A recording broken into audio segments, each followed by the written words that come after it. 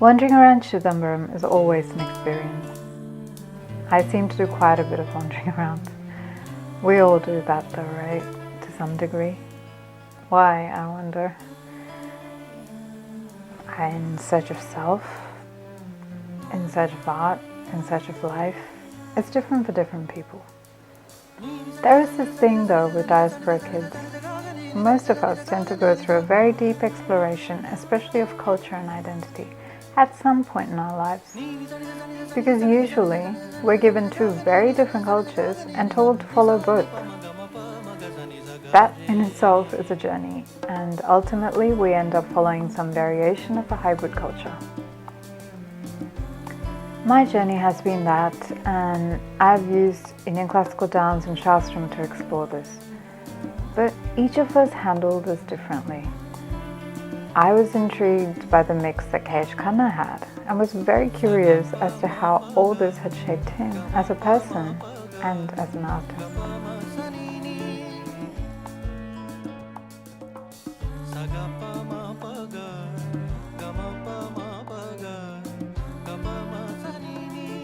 So my name is Kiran Hiralal.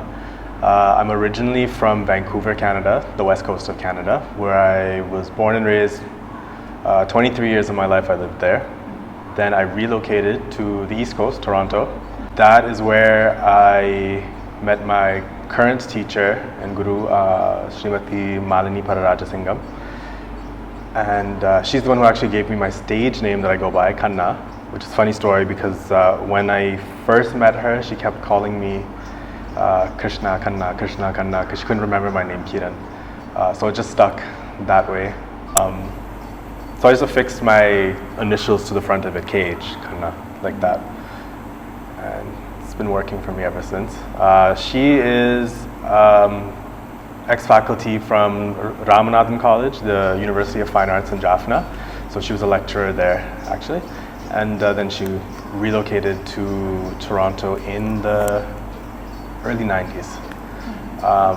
So I started with her in probably around 2013, and that's after a hiatus of about 7 years from Bharathanatyam. I was dancing in Vancouver from the age of 13 or so, and then I took a hiatus when I started university. I just wanted to explore other things. I was a little bit, disenchanted with the entire thing. So I started going other directions, journeying into like hip hop, dancehall, all these other art forms, salsa, little contemporary dance, things like that. And it wasn't until I came back to it wasn't until I came to Toronto and I had got a call. They were looking for a male dancer for production, and one of my friends who was no longer living in Toronto, he had moved to India, gave my number. And it was because of that I got back into Bharathanatyam, started looking for a teacher, and here I am today. So my background is, I'm Guyanese. So my parents are from Guyana, which is in the Caribbean. It's actually right above Brazil, so it's part of the South American mainland. And the heritage, the culture there, it's a Caribbean culture, but the people that were brought there were all brought to work on the sugar plantations. So Africans were brought from Africa when slave trade was happening, and then when that was abolished and the indentured servitude went into vogue, they brought Indians from India. So my entire dad's side is from India, and they brought Portuguese from Portugal, Chinese from China as well. So that's what makes up the kind of unique melting pot of people from Guyana and the Creole culture that we come from. So like I said, my dad's side is Indian. And it was actually my elder sister, when I was younger, she's the one who got me hooked on Bollywood movies.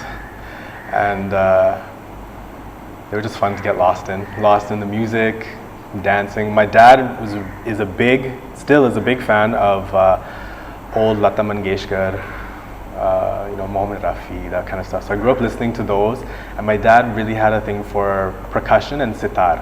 So tabla, dholak especially, were the things that he was into. So I was kind of always really into rhythm. which is maybe why I started kind of dancing. And my sister just saw me one day and she's like, you should learn how to dance properly, and you should learn how to do classical dance. So she suggested that I do Kathak.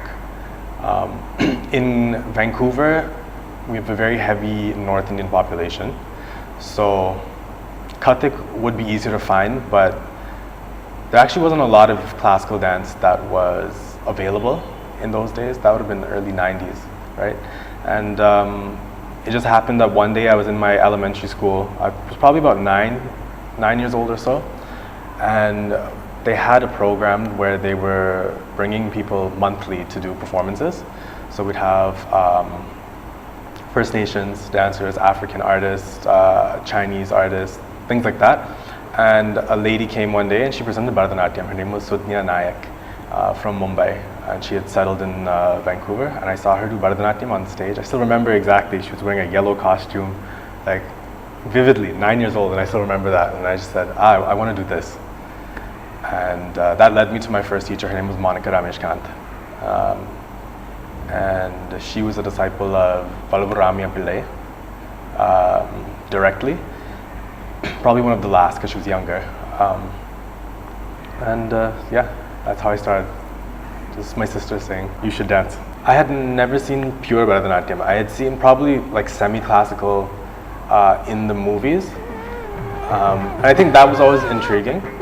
I think that was intriguing just because it was knowing nothing at the time, seeing that the quality of movement was different, the expression was different. Clearly there was an intent behind everything that they were portraying or doing. I think that always stood apart in my mind as different from the normal masala dance items or like folk items or stuff like that. Of course, I've always loved folk. Folk has probably been, in terms of music and dance, actually has been my favorite. But something about, I guess, the classicism that you could see for Bharatanatyam, I think always stuck with me. And I think when I saw it on stage for the first time, the fact that, I mean, it was just a performance on cassette tape. She didn't have orchestra or anything like that, but you could hear the music, you could hear the intricacy with the rhythm, and then she was wearing salange and all that. So to see it all together and just hear it and be there, I think that really just painted this picture in my head of something that I really want to be part of. And I think that's what stuck with me. Yeah, it was straight into Bharatanatyam, semi-classical folk right away for me. I never had any background with classical Western ballet. Again, I was growing up in the 90s and there's that stigma of male dancing, and especially if they were to like ballet or something like that. So it wasn't something that I ever thought of. Now I wish I had done it. I really wish, especially when I was working full-time in the commercial dance industry. Ballet training would have been such an asset for everything, especially the auditions we used to go on, things like that. But no, I never did. The dance training I had when I was younger wasn't training, it was being in the basement for the family parties.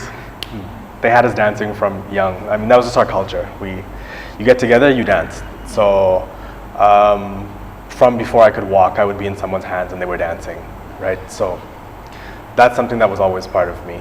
I never had any training until I started taking classes in Bharatanatyam, and again, it was semi-classical classes and folk. Yeah, so there is that male stigma attached to dance, as wearing the makeup and the lasya aspect and portraying these nayikas and things like that, but I was never bullied for it. I actually, growing up in high school, elementary school and high school, I did have a lot of male friends who were of Indo-Canadian descent, and they actually respected it. They never, I never got any side comments or like unhanded. They always just kind of referred to me as the dancer, and they were cool with that. But that's because at the same time when I was doing Bharatanatyam, I was also doing things like Bhangra, and we were also doing Garba and like things like that as well. So I was, I was acquainted with a lot of things that they knew personally with their own cultures, which I guess they respected in a sense.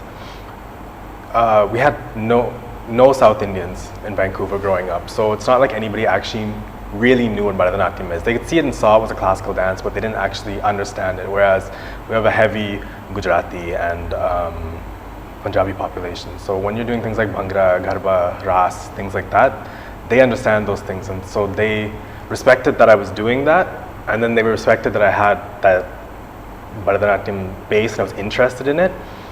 So I never really felt, I mean, I hated putting the makeup on, just personally. I just don't like makeup to this day. I still don't like it, but it never made me feel out of place. It never made me feel any way.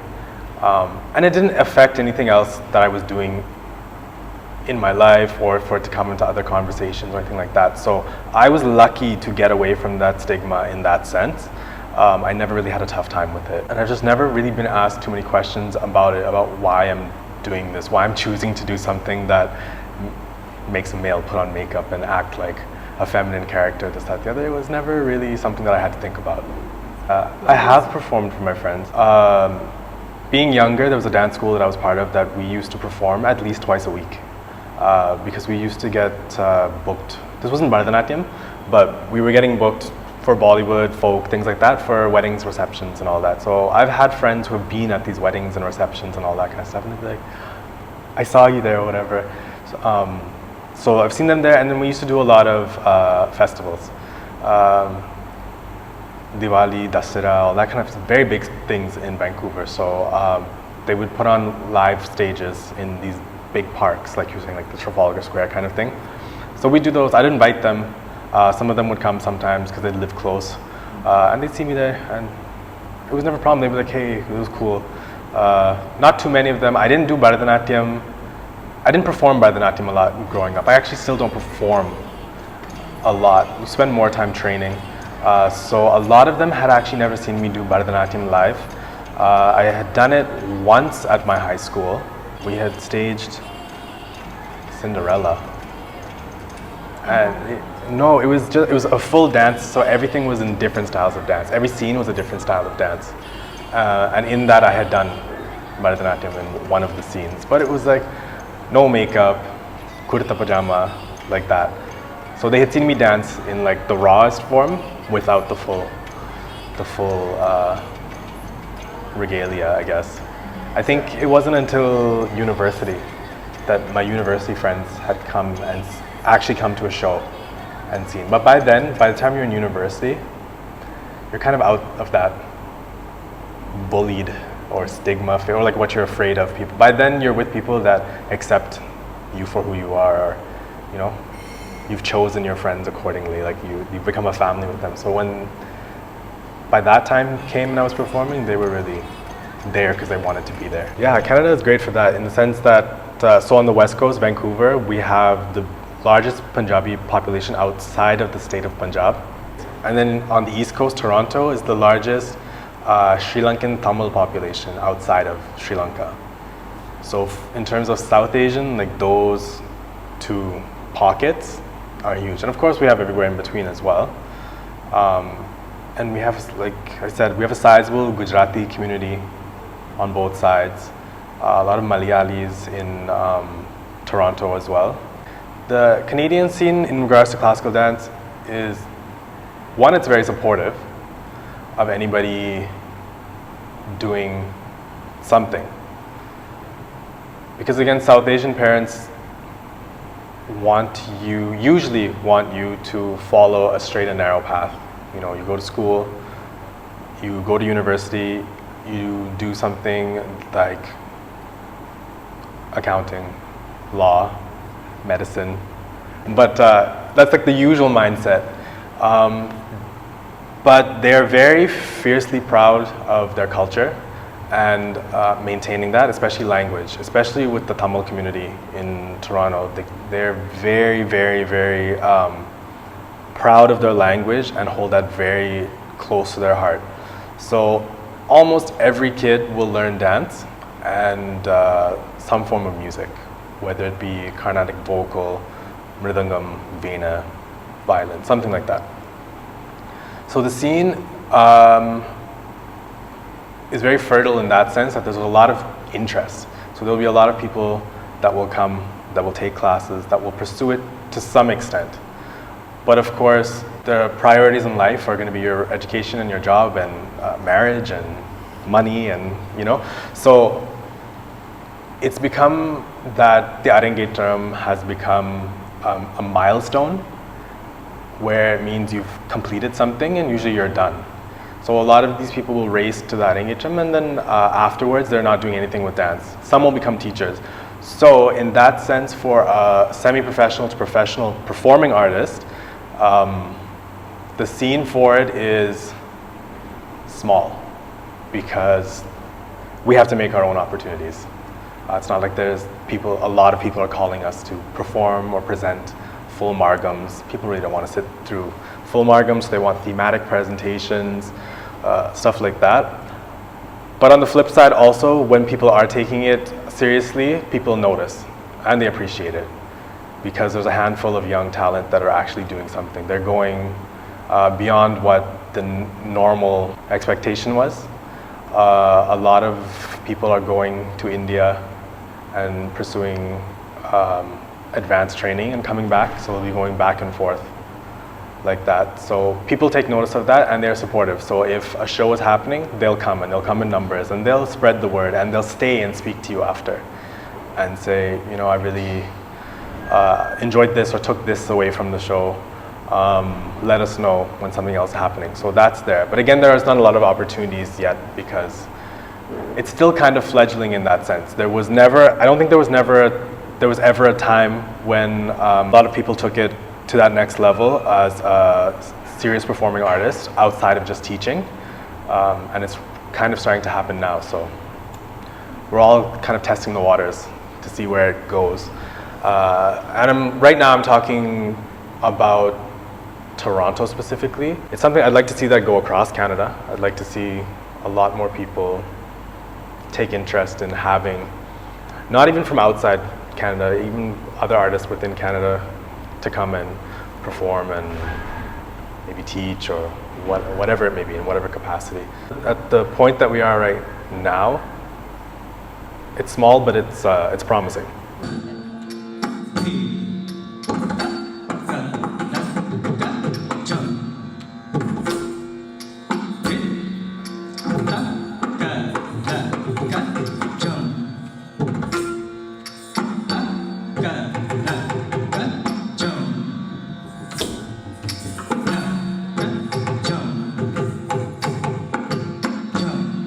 Our summer in Canada corresponds with the off time in India usually, or either when school is starting here or has been out there. So we have a lot of artists will come from India. A lot of will be doing tours in North America.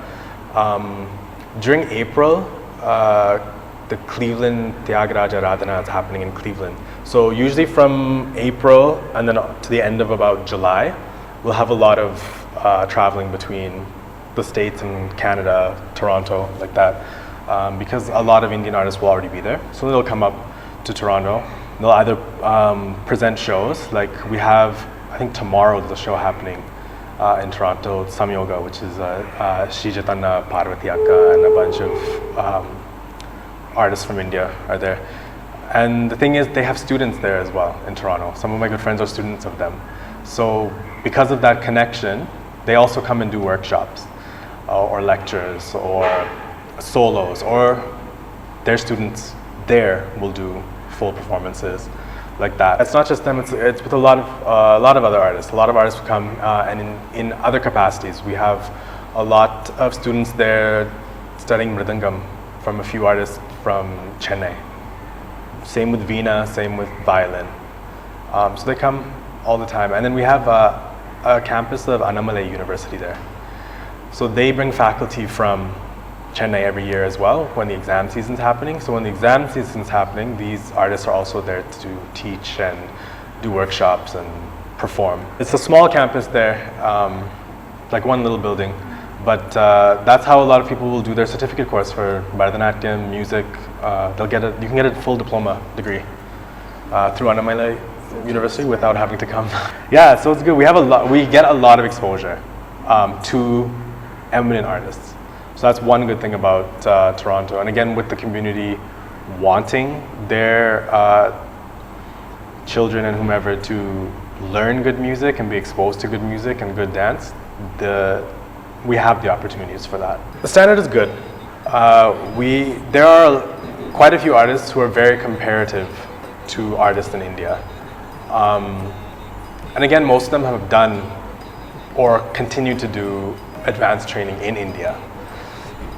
The one difference, I mean, if we're to look at artists who have, an artist from Canada who's never been to India, we don't have the time in Canada that is allotted for class that they have in India. So in Canada, most people will get 1 hour a week of class because they're in school, they have jobs, things like that. So the teachers they'll be teaching all week most likely, but some of these teachers also have jobs, careers outside of just teaching. So most people will only have one class a week. So it's different to the standard of being able to come to class minimum 3 times a week in India for maybe 4 hours at a stretch. That difference is there. But once they're given that opportunity, once they're able maybe to have more class in Canada, or they come to India and they're able to do this training, you see that comparatively they can be on the same level. It's just given the resources.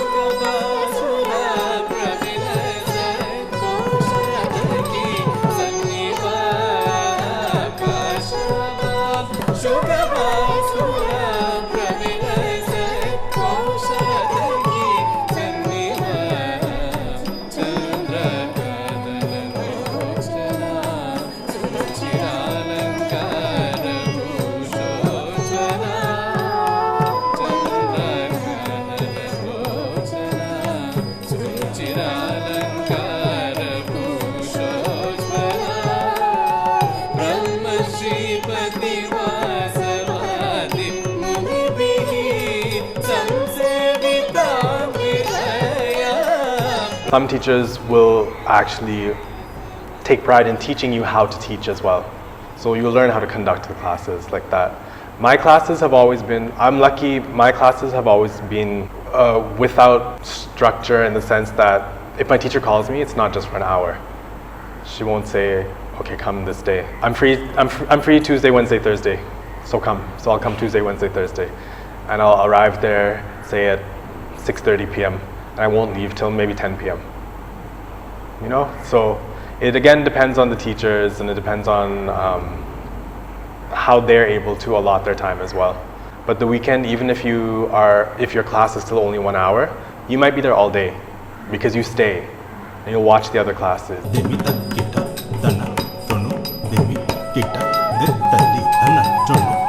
If money becomes available, I definitely think that more people will take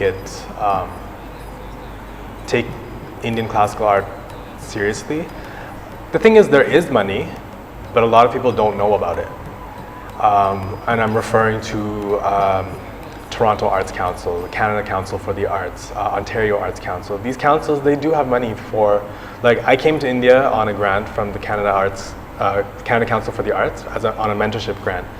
And the thing is just, I think a lot of South Asians particularly are not aware that these things are available. And it's as easy as calling a grants officer or going to a grants officer or just going on the website and looking it up. For a long time, I didn't know grants were available. Or we thought that you could only get grants through an Indian organization, such as ICCR, Government of India, or something like that. And we just don't know where to look, how to start the process.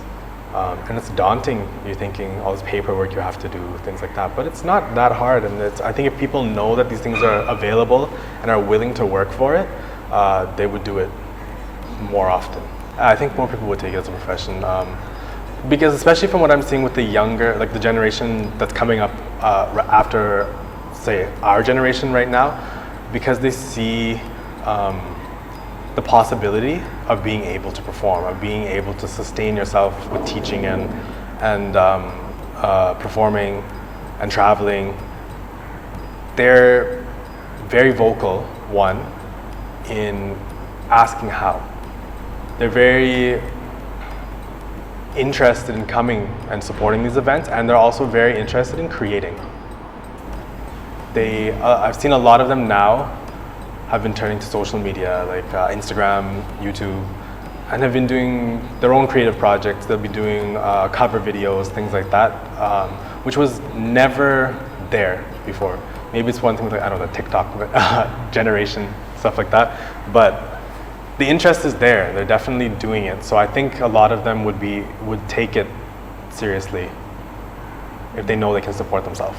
There's a little bit of a disconnect in terms of the community when it comes to the wider arts community and then the segregated communities, meaning Tamil community, Malayali community, Gujarati community, things like that. There's a little bit of a disconnect between the pockets and the wider arts community, which is the one thing that we need to bridge, which is one thing that the current generation of performers is getting better at, creating that awareness.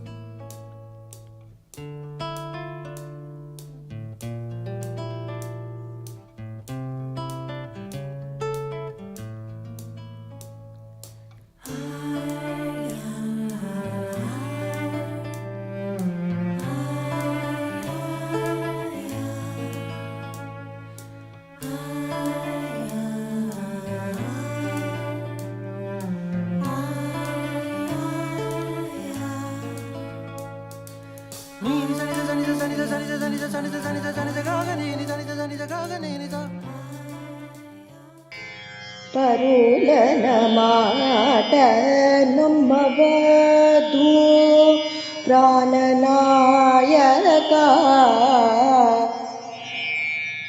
ಪರುಲನ ಮಾಟ ನಮ್ಮವಧೂ ಪ್ರಾಣನಾಯಕ ಪರುಲನ್ನ ಮಾಟ ನಮ್ಮವಧೂ ಪ್ರಾಣ ನಾಯಕ ಪರುಲನ ಮಾಟ ನಮ್ಮವಧೂ ಪ್ರಾಣ ನಾಯಕ